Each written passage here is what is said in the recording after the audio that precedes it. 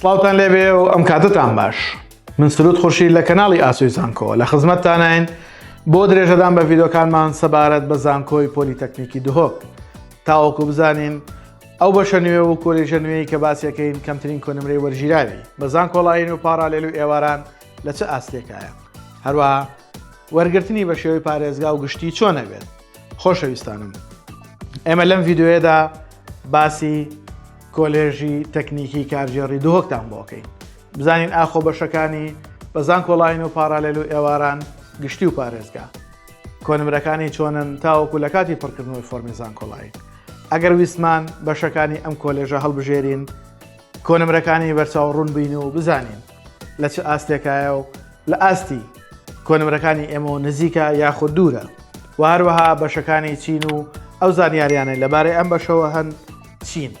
بۆیە ئێوەی خۆشەویستی تا کۆتای ڤیدۆ بینەر بن تاوەکو ئەم داتا و زانیاریانە وەربگرن.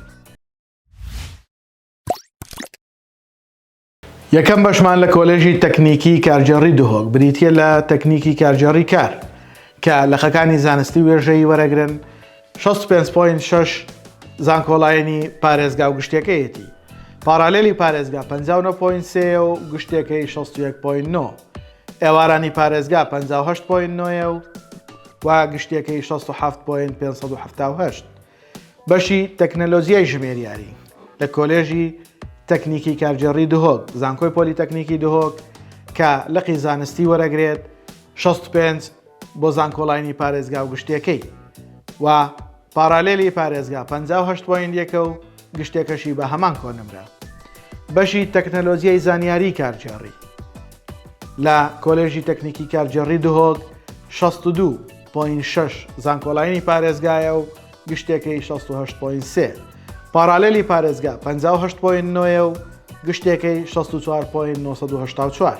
قوتابیان و خوێنکارانی خۆشەویست، ئەمە کەمترین ئەو کۆنمرانە بوون کە ئێمە بۆ ئەوەی خۆشەویستمان باس کرد لە کۆلێژی تەکنیکی کارژێڕی دهۆک بە زانکۆڵاین و پارالێل و ئێواران و هەروەها پارێزگا و گشتیمان بۆ ئەوەی خۆشەویست خوێندەوە بە هیوای ئەوەی جێگەی سوود و ڕەزامەندی ئەوەی خۆشەویست بێت. ئێوەش لایک و کۆمنت سەبسکرایبی کەناڵەکەمان لە یاد مەکەن و هاوڕێیانتان ئاگادار بکەنەوە بۆ ئەوەی ئەوانیش سوود لە ڤیدۆکانمان ببینن. بە هیوای سەرکەوتنتان.